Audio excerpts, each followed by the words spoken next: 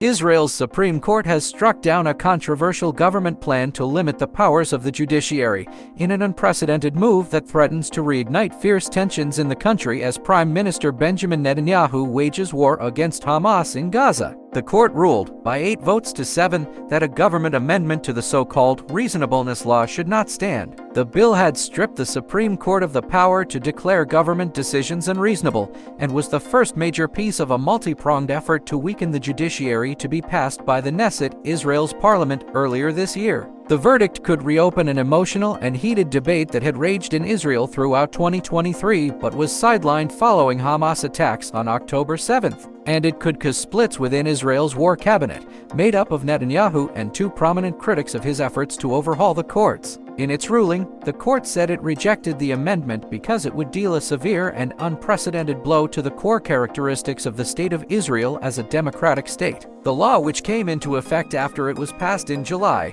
took away the court's power to veto government decisions based on them being unreasonable. Vast swaths of Israel's population opposed the change, according to opinion polls, which critics said would erode the independence of the courts and harm Israel's democracy. Its passage caused huge protests and prompted thousands of army reservists to threaten not to show up to work. Among those opposing the plans were the 2 fellow members of Netanyahu's war cabinet. Yoav Gallant, the Minister of Defense, became the first member of Netanyahu's pre-war cabinet to publicly oppose his plans in March, leading to his temporary dismissal before he was reinstated. And Benny Gantz, the leader of Israel's opposition National Unity Party, led protests against the efforts earlier in the year.